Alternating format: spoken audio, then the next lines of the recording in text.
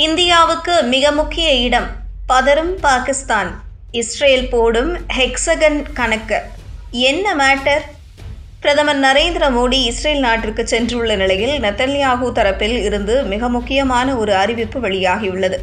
மத்திய கிழக்கில் பதற்றம் மீண்டும் அதிகரித்துள்ள சூழலில் ஒரு மிகப்பெரிய புவிசார் அரசியல் கூட்டணியை உருவாக்கும் திட்டத்தை இஸ்ரேல் முன்மொழிந்துள்ளது. இதில் இந்தியாவும் மிக முக்கிய பங்காற்றும் என தெரிகிறது. பிரதமர் நரேந்திர மோடியின் அதிகாரப்பூர்வ பயணமாக இஸ்ரேல் நாட்டிற்கு சென்றுள்ளார். பிரதமர் மோடியின் இந்த பயணத்தில் முக்கியமான துறைகளில் பேச்சுவார்த்தைகளை நடத்தவுள்ளார். இதற்கிடையே இஸ்ரேலில் இருந்து ஒரு புதிய புவிசார் அரசியல் கூட்டணி குறித்த முன்மொழிவு முன்வைக்கப்பட்டுள்ளது. இஸ்ரேல் பிரதமர் பெஞ்சமின் நெதன்யாகு ஹெக்ஸகன் கூட்டணி என்ற புதிய கூட்டணி குறித்த அறிவிப்பை வெளியிட்டார். மத்திய கிழக்கில் உள்ள தீவிரவாத அச்சுறுத்தல்களை எதிர்க்கவே இந்த கூட்டணி உருவாக்கப்பட்டுள்ளதாக நெதன்யாகு விளக்கினார். இத்திட்டத்தில் இந்தியா, இஸ்ரேல், கிரீஸ் மற்றும் சைப்ரஸ் ஆகிய நாடுகள் முக்கிய பார்ட்னர் நாடுகளாக இருக்கும் என்றும் அவர் தெரிவித்தார். இது தொடர்பாக இஸ்ரேல் வெளியுறவுத்துறை அமைச்சகம் விரிவான அறிக்கை ஒன்றை வெளியிட்டுள்ளது. அதில்தான் மத்திய கிழக்கு தீவிரவாதத்திற்கு எதிராக இந்த கூட்டணி உருவாக்கப்பட வேண்டும் என தெரிவிக்கப்பட்டுள்ளது. மேலும் இந்த கூட்டணி அரபு நாடுகள், ஆப்பிரிக்கா மற்றும் ஆசிய நாடுகளும் முக்கிய இடம்பெறும் என்று எதிர்பார்க்கப்படுகிறது. இந்த அறிவிப்பு வந்துள்ள நேரம் முக்கியத்துவம் பெறுகிறது. ஒரு பக்கம் இஸ்ரேல் மற்றும் ஈரானுக்கு இடையிலான பதற்றங்கள் அதிகரித்து வருகிறது.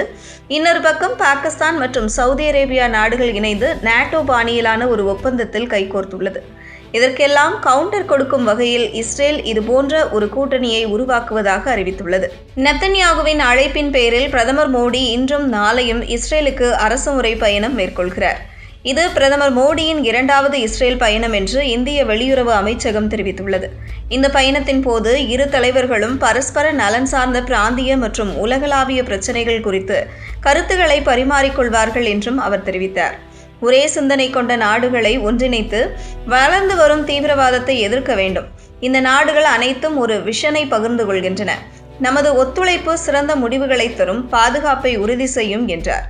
நெதன்யாகு 2 முக்கிய அச்சுறுத்தல்களை குறிப்பிட்டார். தீவிர ஷியா ஆக்சைல், முக்கியமாக ஈரான், ஹமாஸ் மற்றும் ஹிஸ்புல்லா போன்ற குழுக்களின் அச்சுறுத்தல். வளர்ந்து வரும் தீவிர சன்னி ஆக்சைல், மேற்காசியாவின் சில பகுதிகளில் செயல்படும் தீவிரவாத குழுக்கள். சுருக்கமாக சொல்ல வேண்டுமென்றால் பயங்கரவாதம் மற்றும் விரோத சக்திகளுக்கு எதிராக நட்பு நாடுகள் ஒன்றிணைந்து நிற்க வேண்டும் என்று இஸ்ரேல் விரும்புகிறது. செப்டம்பர் 2025 கையெழுத்திடப்பட்ட சவுதி, பாகிஸ்தான் இடையேயான போடப்பட்ட பரஸ்பர தற்காப்பு ஒப்பந்தம் இஸ்லாமிய நாட்டோ என்று குறிப்பிடப்பட்டுள்ளது. இதன் மூலம் புவிசார் அரசியலில் முக்கிய மாற்றங்கள் நடந்தது. அதற்கு பதிலடி தரும் வகையிலேயே இஸ்ரேல் இந்த திட்டத்தை முன்மொழிந்துள்ளது.